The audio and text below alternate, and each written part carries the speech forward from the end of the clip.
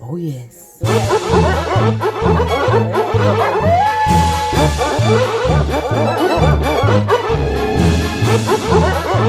All right, y'all, here's what we're doing. So we have this fish remaining.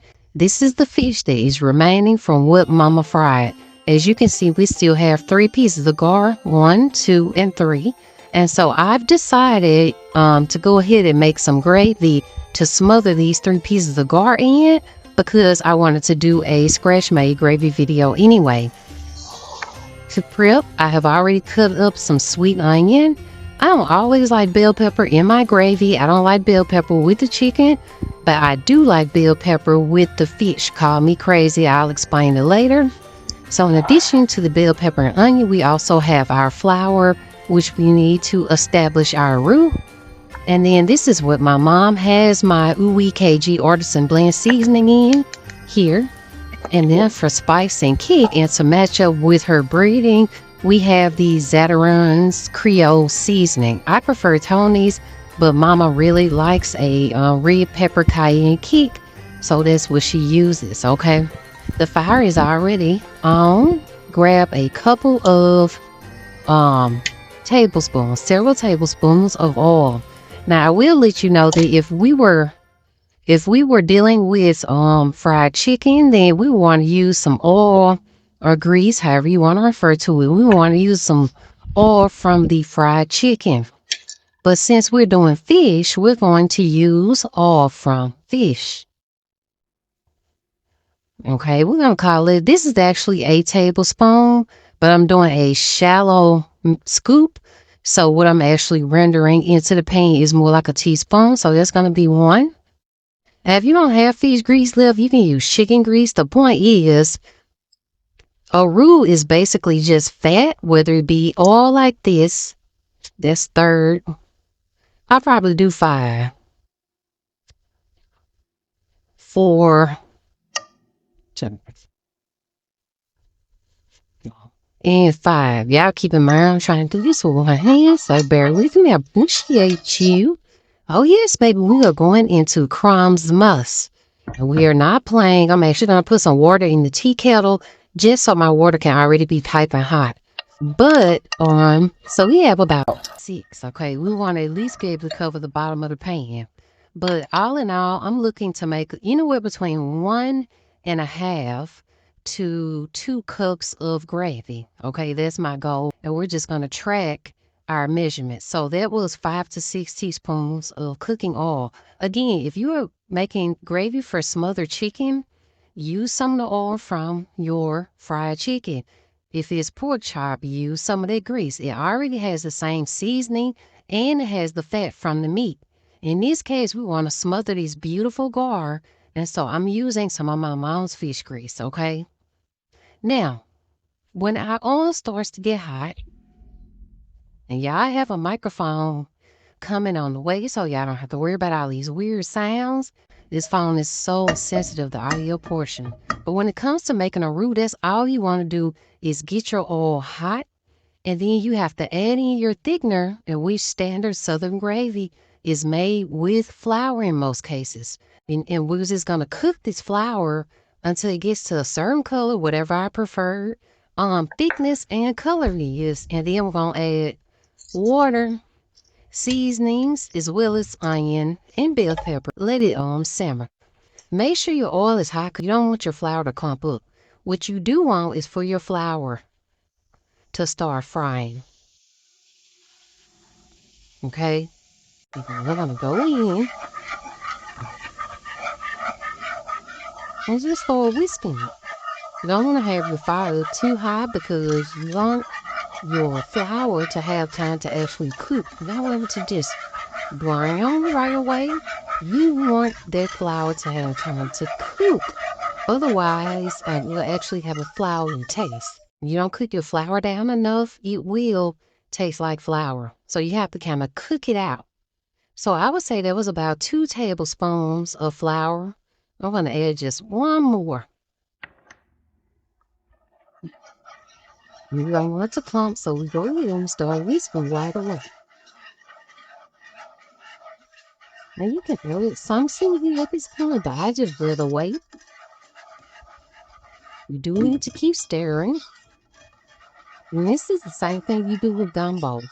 The amount of oil and the amount of flour and the amount of liquid you use is going to depend on how much gravy you want to make. So quite honestly, if you want to become a master in making gravy from scratch, start making it.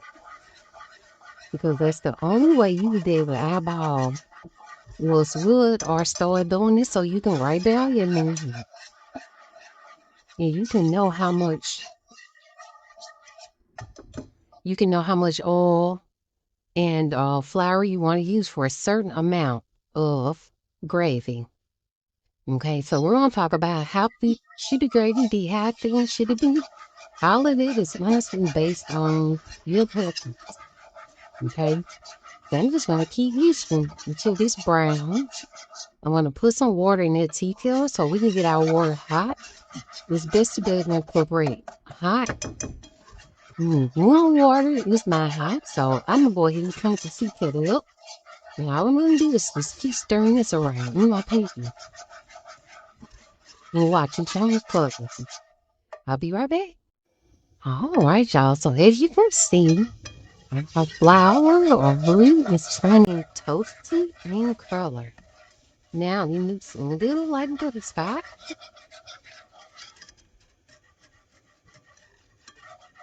And you can actually smell the flour when it starts to cook out. When it just turns into a thickener for your gravy, you can smell it. Don't click away, y'all. This is what you must do in order to make a good gravy or a good roux. You must, like mashed potatoes. So please don't click away. I need you to see how beautifully this roux develops into a gravy. Also going to need to utilize this technique with gumbo making. We'll be making gumbo. Please watch to the end. Thank you. Sometimes it'll take a while before it starts changing color. You don't want to rush it. Okay, it's very basic, but that's the thing. You can't rush it. So now I'm going to go in with some of my seasoning. I'm going to do seasoning first and then add my vegetable seasoning, which is the onion and bell pepper. Okay, so let's go in and season the roux first. Remember, this is going to be the base of your gravy.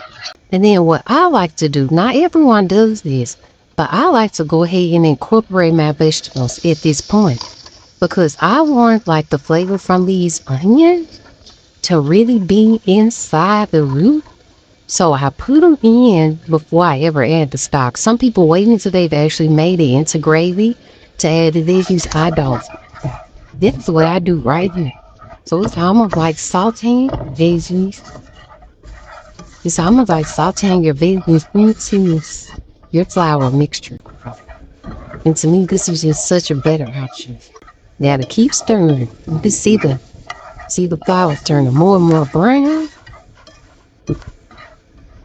By the time we get through doing this, all we have to do is add our water and we can simmer. Beautiful.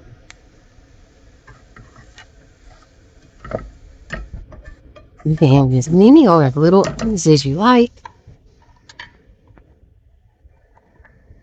And like I said, I normally don't do bell pepper. But since it's for the fish, and I only have 3 pieces of fish, y'all, so please make sure that you use a whisk or like some type of wooden tool.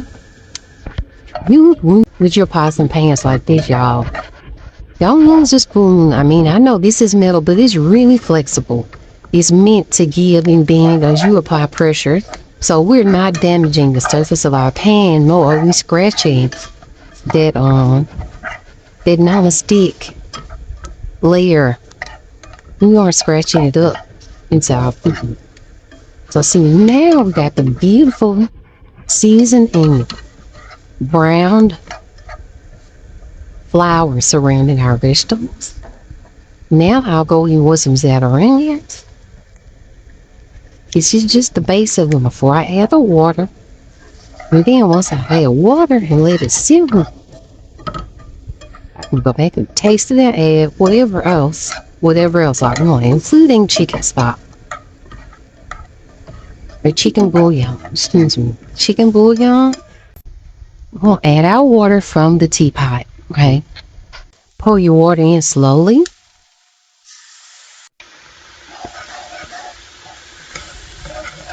And there you have the child. That's the beginning of your gravy.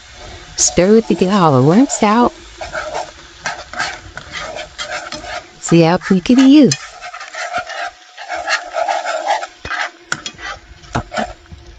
Thick and creamy already. Once you get all the lumps out, you want to turn the fire down and let it simmer.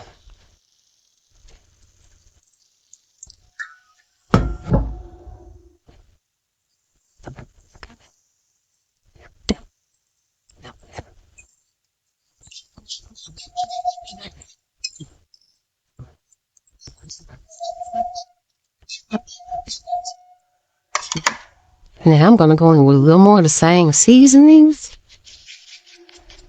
This is the Oooo-WeKG. And this is Zatarain's. Because remember, that's just flour and water, so it is going to require some seasoning. I'm not going to put garlic and all that I would if it were chicken or something. The lens is steaming up a bit, y'all, but you definitely get the picture. Ooh-wee. Oh, yes. Oh, yes.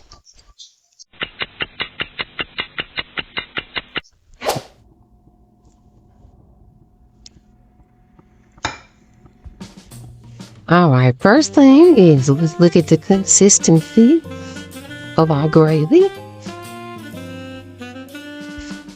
Consistency for me is perfect. You take your spoon.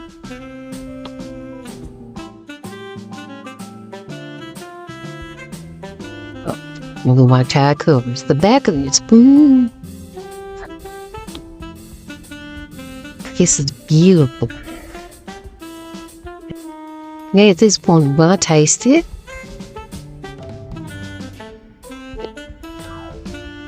This is when you can go in and see if you need more seasoning. Y'all, if this was for chicken, I would definitely put some of my Maggi whole. You just use your bouillon. And I could still use the bouillon, but because it's fish, I don't want to taste the chicken. It wouldn't hurt, but I don't want to taste it. I'd rather do the liquid aminos, which is also works as a seasoning. Now most people, and this is gonna darken it a little bit too. You know, some people just want their gravy a certain color. Baby, it doesn't matter to me as long as it tastes good. So that's one option.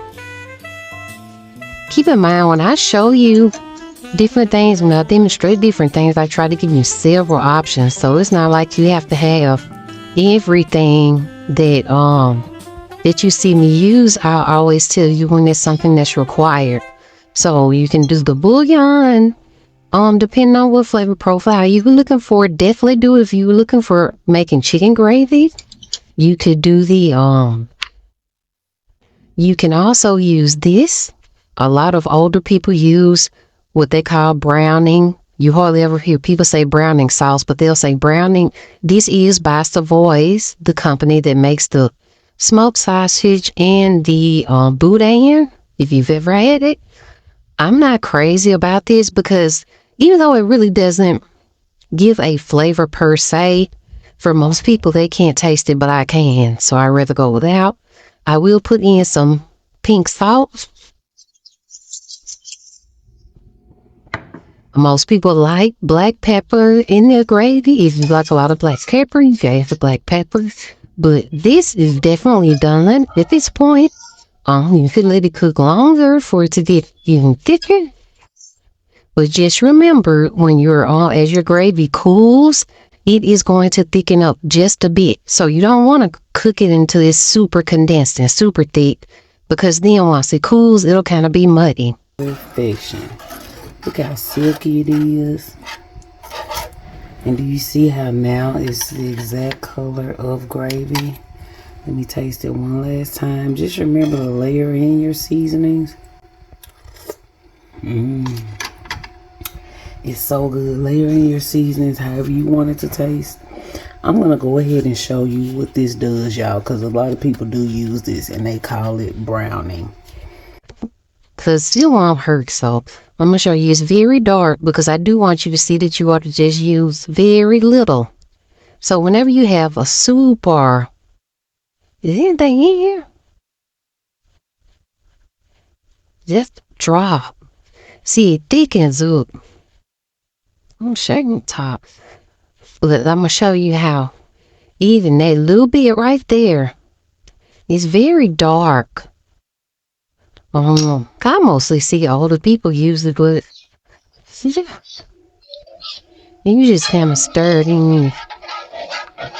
To me, it doesn't do a whole lot in terms of flavor, and I even see people use it more for color than anything. I want to show you this as well. This is the shrimp bouillon I was talking about. It is by Noor. Noor is a soup people. And then I also have the this is at my mom's house, but she has these because I brought them here. I also have the beef one. So y'all just have to decide whatever flavor profile you're going for. Things like these bouillons really pump up the flavor. Okay, so like the shrimp one, you can use this in etouffees, gumbos, of course, shrimp stews, things like that, fish soup. And then, of course, your beef one, you can use it with your beef gravy. But what we're going to do at this point, y'all, get this fish together. So you just kind of nestle your fish down in the gravy. This is exactly what you would do with, get another spoon. This is exactly what you would do with your fried chicken, fried pork chop. You just put it down in there and then you smother it over the top.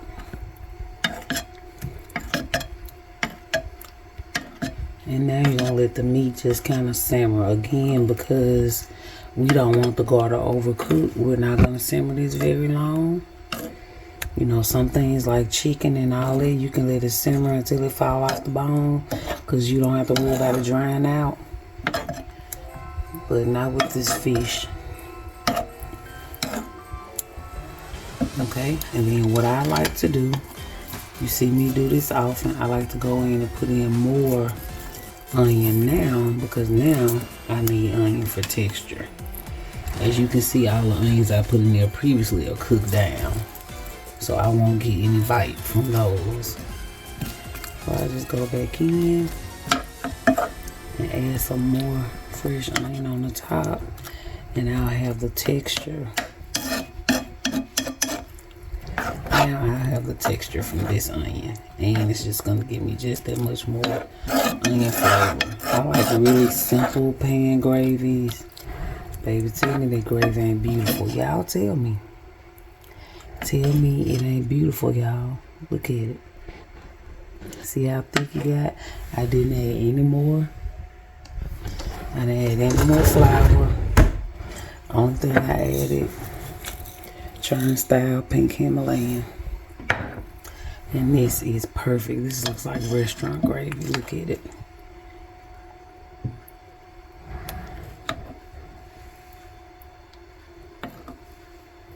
Smother gar. Smother gar. Need y'all to speak up. I know somebody is smother gar. Let me know down in the comments, honey. Oh, yes. It's so delicious. Finish hers with a dollop of butter. Just to give her some extra creaminess.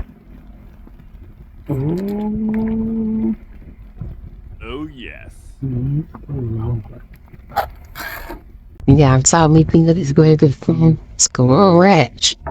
It's just that easy, y'all. It's not difficult. Packaged gravy could never. Packaged gravy could never. Now, I know some good packaged gravy, but it could never do this. Never in life. Okay? I just made some rice. It's jasmine rice, and then we still have a few fried pieces. So,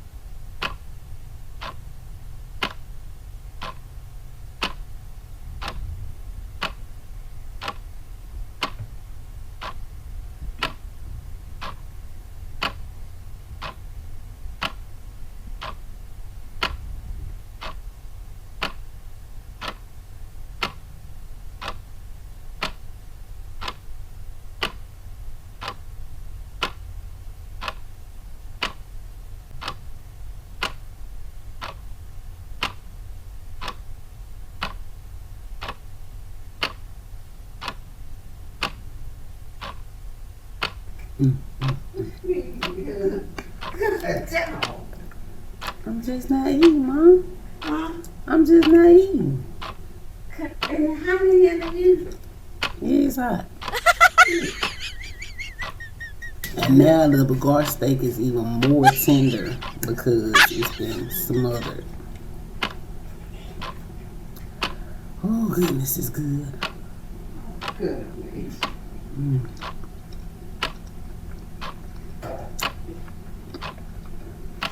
Now let me show you. That's a Bagar steak. I should have showed you a fried one. This is a buffalo rib. I have my homemade tartar sauce. My mama's talking about me for eating this late, but she got up out the bed and now she about to get some of that good gravy, honey. Oh yeah.